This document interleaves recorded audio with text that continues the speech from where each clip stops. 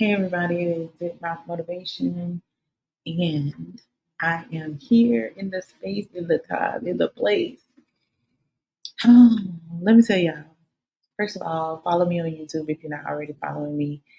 The Zip Mouth Motivation, of course. Follow me on Snapchat, Zip Mouth Motivation, Instagram, Coach Demasha Katrina, and Facebook, Zip Mouth Motivation.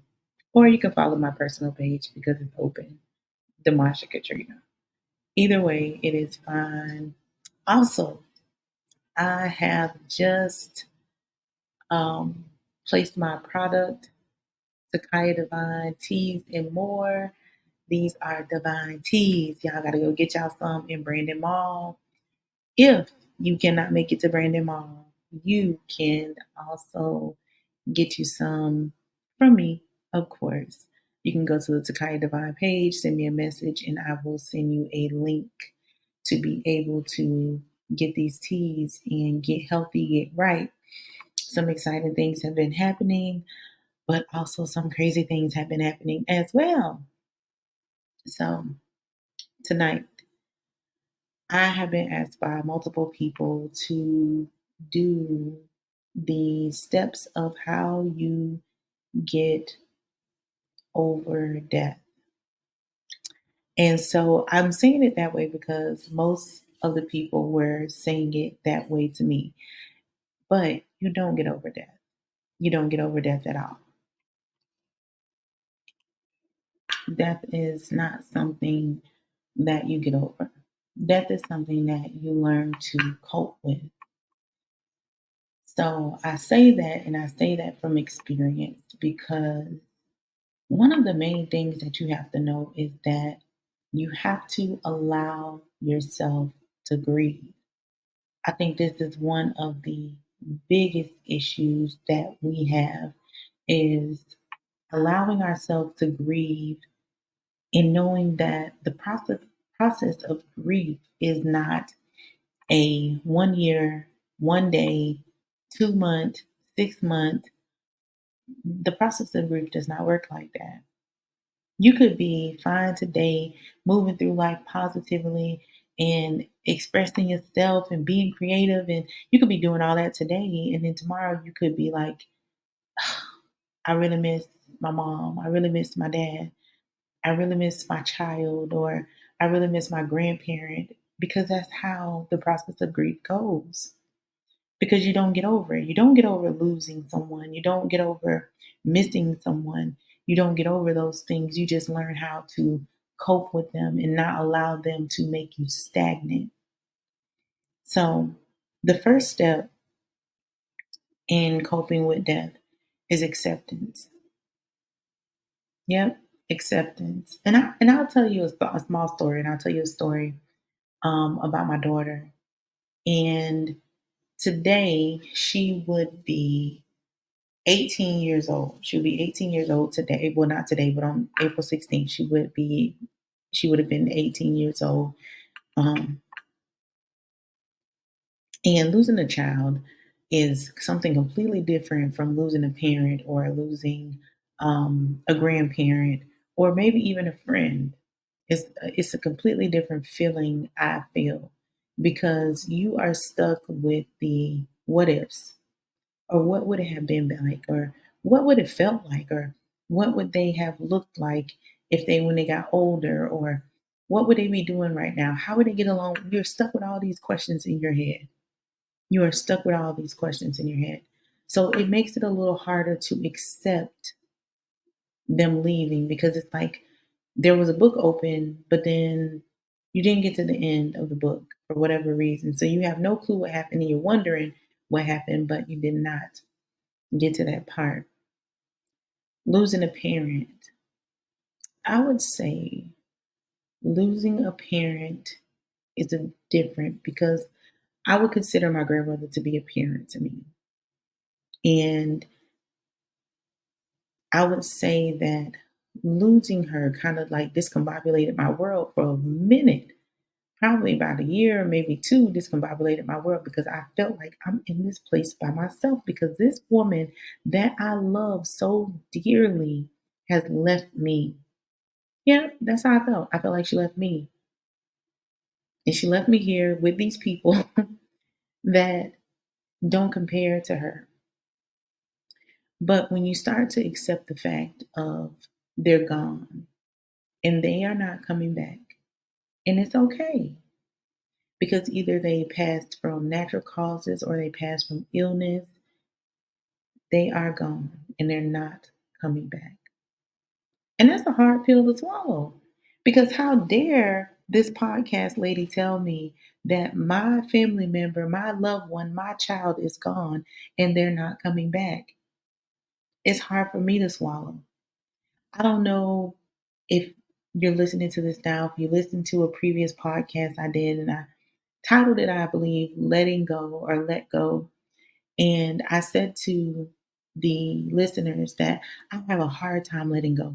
I have a hard time letting go of people in my life because I just love them and I see the best in them and I want them to be here forever. And even when it comes to death, I have a hard time letting go. I have a hard time accepting that I have to let go and not let go of the person, but let go of the physical sense of them being here, if that makes sense.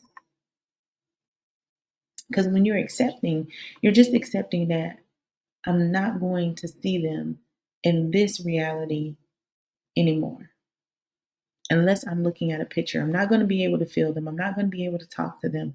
And I wouldn't even say to the extent of talking, but I would say I'm not going to be able to feel them or hug them or get any more kisses or get any more hugs or get any speeches or whatever it is that the person did for you that you remember and you hold tight to. But at the same time, spiritually or energy is still here. So I know I'm not the only one in this world that sometimes I can hear my grandmother's voice or I could do something and I'll be thinking like, if my grandma knew I was doing this, she probably would be flipping out. That's me feeling that energy.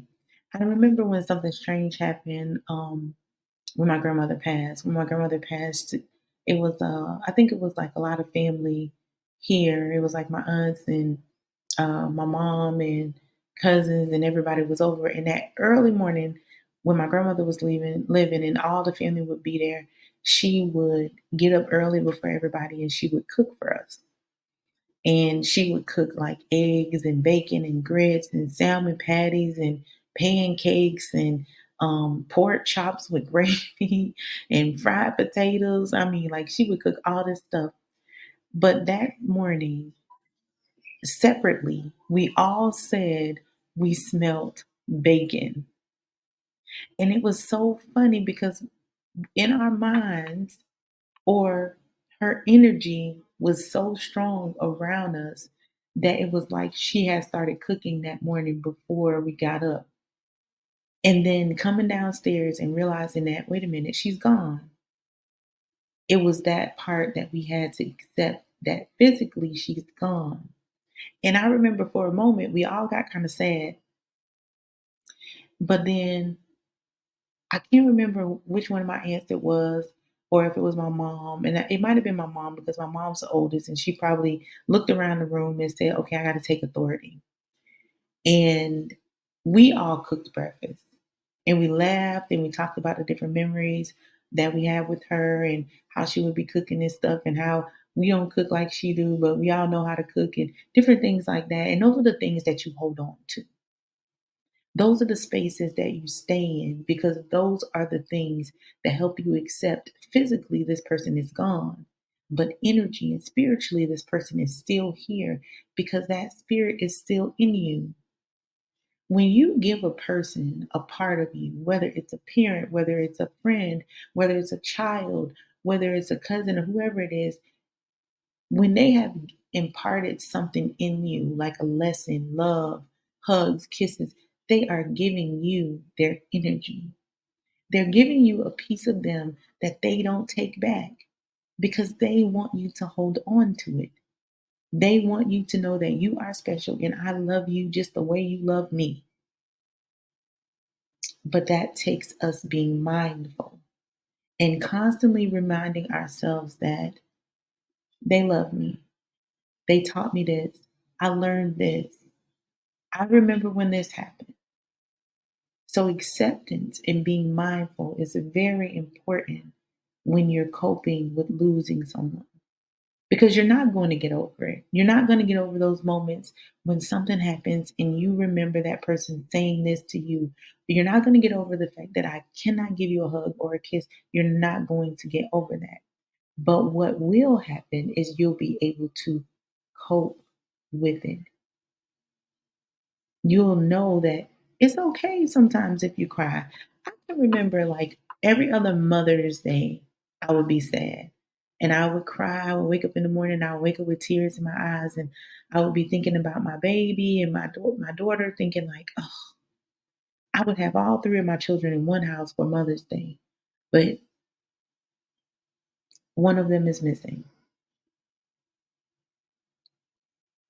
Currently, right now, Um, and I was very reluctant to do this podcast. And I was very reluctant to do this podcast because at this moment, right now, in this time, my mother is in the trauma ICU and she is on a breathing ventilator. Um, Friday, she coded, heart rate went up, organs were failing, all kind of things were happening to her. And as I'm reading these messages where people were asking me, can you do a podcast about how to get over someone dying?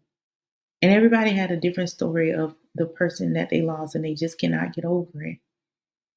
And during this process of my mom being in this hospital and on a ventilator, it has been a long road. 2 months ago, she had a stroke. I felt like I am losing my mother. Very hard pill to swallow. Then after that, she had an occurrence and she had to go back to the hospital. And I'm like, oh. And then Friday at 10:15 at night, my world became much different. And I had to put my mind in a different reality. I had to listen to doctors tell me that we are doing all that we can do. Not the reality that I wanted to step in. Having that unsure feeling of what you're telling me is my mother coded, and what you're telling me is my mother's organs are slightly failing, but you are doing all that you can do. Well, do some more, is what my first thought was. But then my second thought was, you have to accept it. You have to accept the possibilities that go along with it. So when you're losing or when you have lost someone, this is why acceptance, but mindful acceptance, knowing that this person may be not here, but they imparted something so great to you that in those moments that you feel sad or you feel down or you feel like I'm by myself, you are not. You 100% are not. Honoring memories is another big thing. Because sometimes, because we can't accept or accept in a mindful way, we don't want to honor memories. We don't want to. I know people whose mothers have passed away and they don't celebrate Mother's Day anymore, even though they are mothers. So they kind of gyp the people in their life out of celebrating them as a mother. And then I often ask them, if your mother was here, your mother would be expecting something on Mother's Day. So why don't you honor her memory and celebrate Mother's Day and go to where she's buried or go or take a few of her ashes and do something with them? Like make some memories. Although the person is not here, you can still make memories with them. You can still make memories with them. You can have a tradition or a ritual that you do on their birthday or on their on the day that they passed away or on the day that they made you feel special. You can say, this is the ritual, this is what I'm doing every day. Every year for the last couple of years that my daughter has passed away, I would do balloons for her. And so every year I would get some balloons and I would let them go in the air. And I remember one year I was so, I don't want to say depressed, but I was so down about her not here. One of my friends said, "What are you doing for your daughter's birthday?" And I said, "Well, probably nothing because I'm just not feeling it. I've been crying for the whole week and I'm really in this space where I'm feeling like, why me? Why me?" And my friend, she did a video. She went and got some balloons, and then she sent me this video of her letting the balloons go for my daughter. So not only can you create memories, but people around you can create memories with you. They can create memories with you. So mindful acceptance and honoring the memory. Just because they're gone doesn't mean that memories have to stop. No, the physical body isn't here. But you can take one day and say, you know what, I'm going to scrapbook the majority of their pictures that I have. Or this is the memory that I'm going to do this year. I'm going to go to one of our favorite restaurants and I'm going to sit down and I'm going to have some dinner and I'm going to sit at the table that we sit at all the time. Or, like you have to create those things. And sometimes you have to be creative, but it's okay because you being able to be creative and create a memory with someone who is not physically here is a healing experience. In allowing yourself to grieve. For whatever reason, we put a time limit on grief. And we have to stop doing that because grief has different steps to it. But no one ever said you were not, or you cannot, or you should not repeat the steps. There is not a day that passes that I don't miss my grandma, or I don't think about her, or I don't see her in some other woman in a store shopping or talking or watching a video or it doesn't matter. There's not a day. There's not a day that I don't jump in my car and get ready to drive and hear my grandma say, "Put your seatbelt on. Domisha, put your seatbelt on right now." So it's not always about the time limit because there is no time limit. There is no time limit on grief. It could be 2 years, 3 years, 1 year, 6 years. It doesn't matter. There is no time limit on grief. You have the ability to cope with this. But I'm not telling you it's going to be easy because it's not easy. It's very hard. It's hard for some of us to say goodbye. Some people deal with death very well. Some people are like, okay, they're gone and their body is not here, and I'll just talk to them and talk to them. Talk to them. I personally, my personal thought is I feel like spiritually, our people that have gone and it out of the physical sense, they can hear us. They can hear what we're saying.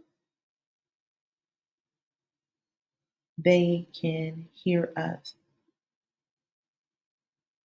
So speak. You're not crazy because you speak out loud to someone that you miss. What you're doing is you're expressing yourself. You're getting it up and you're getting it out. And I'm one person that always says, if it comes out, if it comes up, let it come out. Write a letter to them. Put it in a bottle and send it in the water. Do some kind of exercise or cook their favorite dinner and sit down and write a letter to them while you eat the favorite thing that they like to eat. You probably will never get over the fact that they're gone. And you will probably miss them forever. This year for my daughter's birthday, I did not do balloons. When it got to her birthday, it was almost like For her birthday, I got a gift because I got a new godson the day after her birthday. The very day after her birthday, I got a new godson. So that made me excited. But then the next day, and I'm just showing you how grief goes. Here it was her birthday. I wasn't sad. I was just like, okay, it's her birthday. Happy birthday, baby. I probably won't do balloons today, but happy birthday. The very next day, my godson was born. But then the very next day, I was called at 10:15 and I had a chaplain on the phone telling me that my mother coded. And that's how grief works. Today, you're okay. You're in balance. The next day, you're very happy. But then the day after that, you might feel a gut punch. You might feel overwhelming tears coming out your eyes while you're in the bathroom or while you're in the shower, or if you walk past something and you see their picture, it happens that way. But it's okay because every day you get stronger. I remember when my daughter first passed away. I remember when my grandmother first passed away, not being able to even figure out what I wanted to put on. And if you think back to the time when that person, that the day you found out that person is no longer here, you will be able to see your progression because this is a process like everything else in our life, like every journey in our life, it's a process. And we have to trust the process. It's okay to live in that space, to be, I miss this person. I really love them and I want to see them again. But then you have to step into that mindful acceptance where you accept that they are gone and physically I will not be able to see them right now. And then when you start having that mindful acceptance, then you're able to go out and create memories. You're able to stay in the house and create memories. And then with all of that together, allowing yourself to grieve without being on a time limit. I'm a person that believes that time only exists in the minds of man. Because when you really think about it, who cares about time? If I could go to work and show up when I felt like it on whatever day, Monday I might show up early at 6 o'clock in the morning. On Tuesday, I might say, well, I did a lot of work on Monday and I'm kind of caught up. I'm gonna show up at 10. And then if you really think about it, that's how people thrive. Not putting yourself, don't put yourself on no time limit if you lost a loved one. You're not on a time limit to grieve. You have to learn how to cope. You have to learn how to say goodbye. You have to learn that it's okay to sit on your couch and say, I love you. I miss you. It's okay to do creative things in memory of that person because that is how you heal. That is how you heal.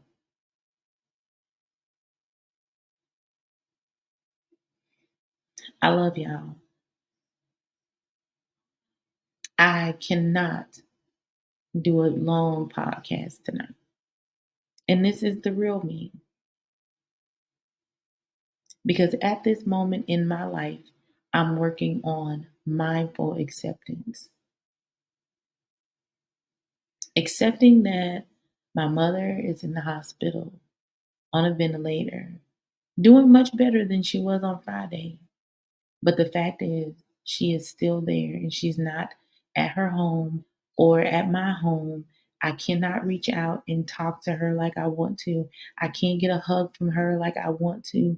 I can't um I can't laugh at her like I want to. I can only go to a hospital, pick up a phone, call into the unit. Once I call into the unit, then I'm walking into a room and I'm seeing my mother with tubes all in her body, drips and IVs everywhere. So I'm doing mindful accepting because we all go through this thing where it's hard for us to say goodbye and we feel like our loved ones left us And we all go through this thing where we try to push ourselves to heal instead of letting ourselves heal gradually.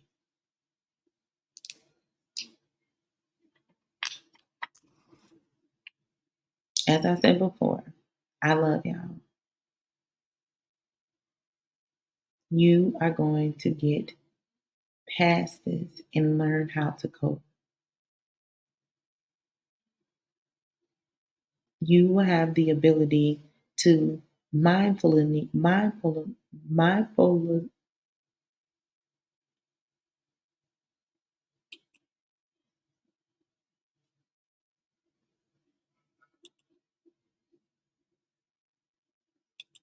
you will have the ability to use mindfulness when accepting, to honor their memory, and allow yourself to heal naturally by not putting a time limit on when you grieve. I love y'all. And I know I said it a bunch of times, but I love y'all.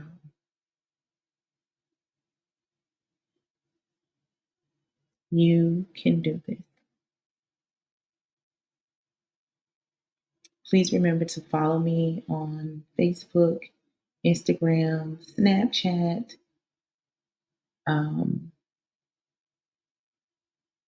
all of the platforms, especially follow me on YouTube. I love y'all. Good night.